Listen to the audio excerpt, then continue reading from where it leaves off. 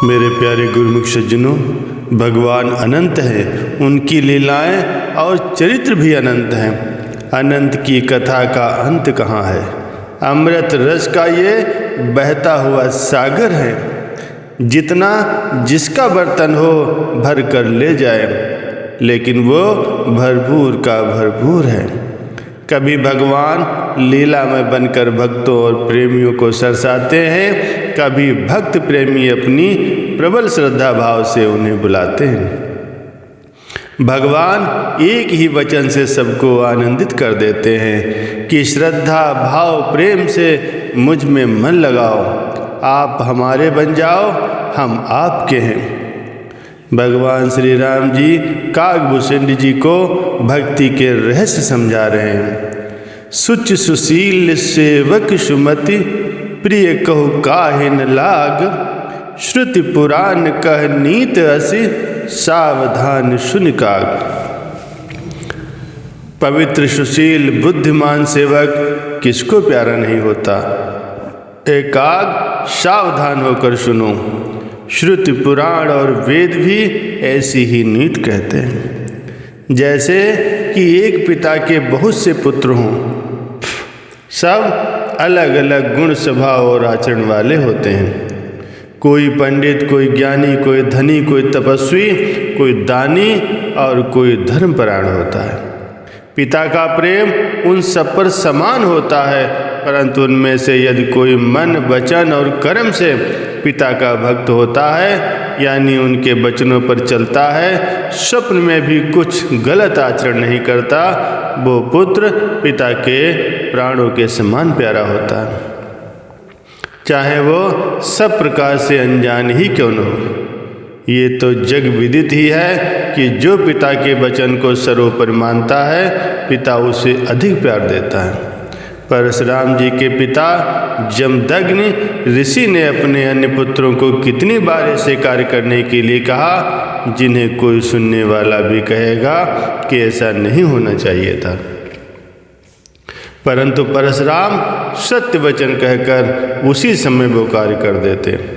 अर्थात एक बार सहस्त्रबाहु ने जमदग्नि के आश्रम पर जाकर देखा कि इनके पास वैभवाद मुझसे ज़्यादा क्यों है।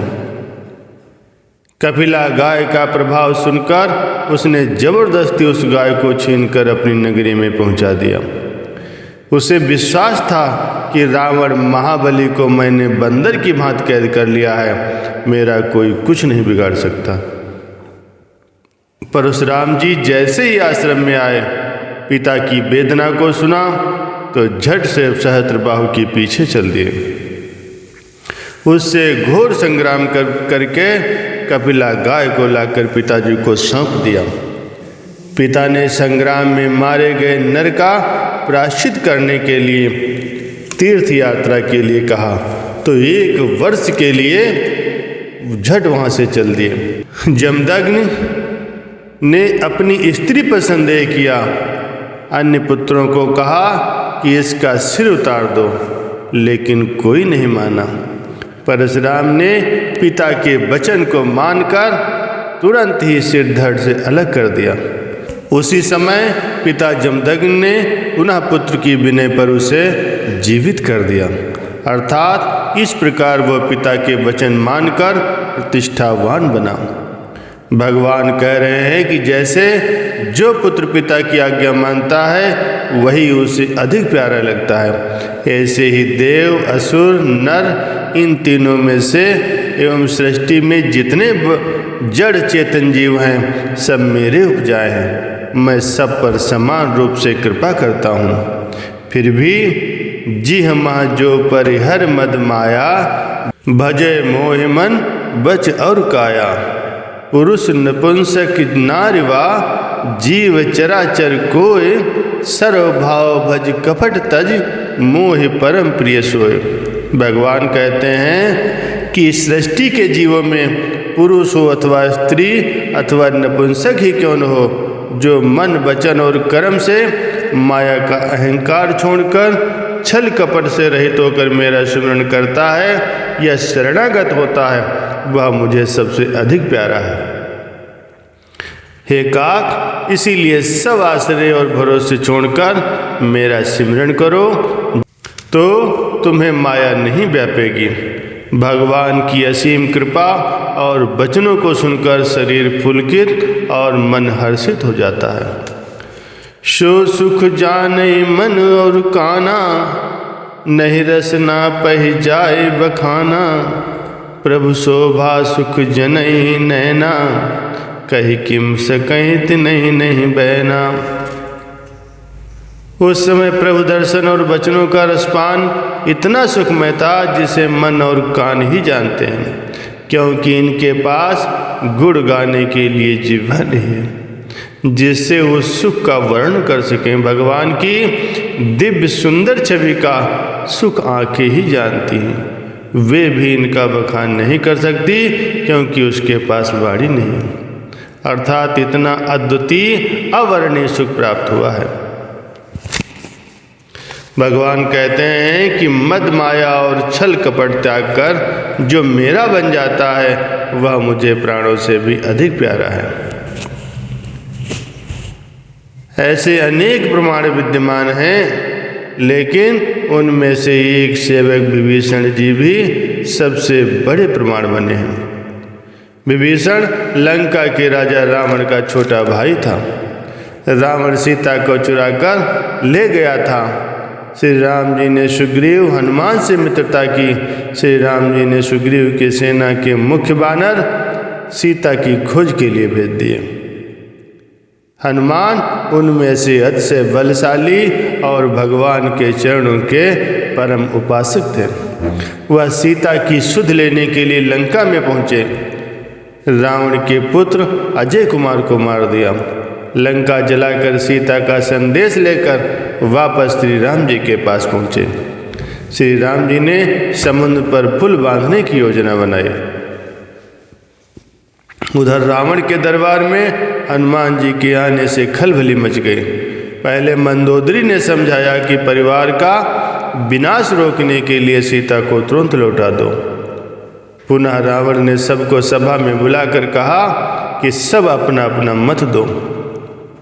मंदबुद्धि चटुकार मंत्रियों ने यही कहा कि रावण के सामने सब तुच्छ है। रावण को इससे बहुत खुशी हुई। अब विभीषण ने अपना मत प्रकट किया कि भगवान राम को एक तपस्वी ही मत जानो। वे पृथ्वी का भार उतारने के लिए और राक्षसों यानी अधर्म को मिटाने के लिए ही अवतरित हुए हैं। इसीलिए यदि अपनी भलाई चाहते हो तो सम्मान से सीता को लौटा दो। राक्षस कुल के लिए जो काल रात्रि है उसी सीता पर आपकी बड़ी प्रीति है, इसे त्याग देना ही सर्वोत्तम है। रावण ये सुनकर आग बबूला हो गया और उठकर विभीषण को लात मारकर कहा कि मेरा नमक खाता है और गुणगान शत्रु पक्ष का करता है, सो जा उन्हीं के पास जाकर रह। विभीषण के मन में प्रभु दर्शन की चाह कब से जगी थी। उसने उठते हुए भी कहा, मैं अब भी कह रहा हूँ कि भाई रावण, श्री राम जी को भजने में ही तेरा कल्याण है। ऐसा कहकर वो आकाश मार्ग से समुद्र के इस पार आ गया।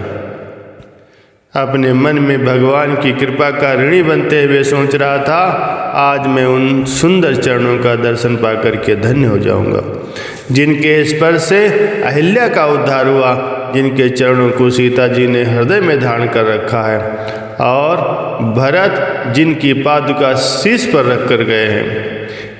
इधर वानरों ने जब विभीषण को आते देखा तो श्री राम जी के पास जाकर के अपना अपना मत सुनाने लगे कि शत्रु पक्ष से आए हुए पर विश्वास नहीं करना चाहिए।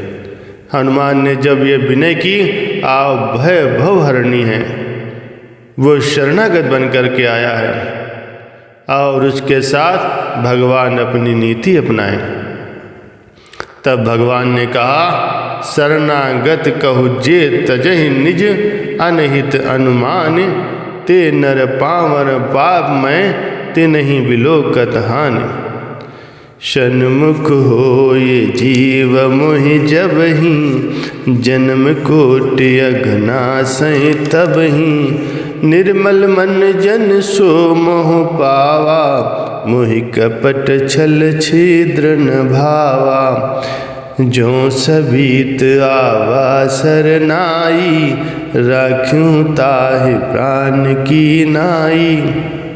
जो मनुष्य अपने अहित का अनुमान करके शरण में आए हुए का त्याग कर देते हैं, वे अधम पापमय होते हैं, उन्हें देखने से भी हानि लगती है।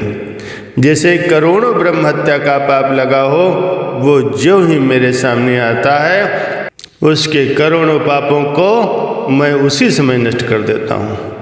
जो मनुष्य निर्मल मन का होता है, वही मुझे प्राप्त करता है, क्योंकि मुझे कपट छल छिद्र नहीं सुहाते। यदि रावण ने उसे मेरा भेद लेने के लिए भेजा है, तो भी वह यदि भयभीत होकर मेरी शरण में आया है, तो उसे प्राणों के समान रखूँगा। भगवान की आज्ञा पाकर वानर विभीषण के पास गए और उसे लेकर श्री राम जी के पास पहुँचाया। विभीषण ने विनय की, हे भगवान, मैं कानों से आपका सुयश सुन करके यहाँ आया हूँ। आप भव का नाश करने वाले हैं। हे दुखियों के दुख हरने वाले और शरणागतों को सुख देने वाले रघुवीर, मेरी रक्षा कीजिए, शरणागत पर कृपा कीजिए।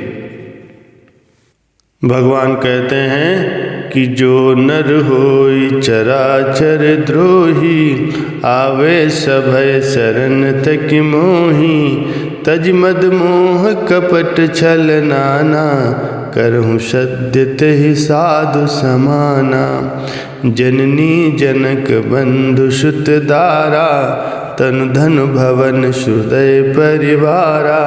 सबके ममता ताग बटोरी, मम पद मनहि बांधि बरि डोरी।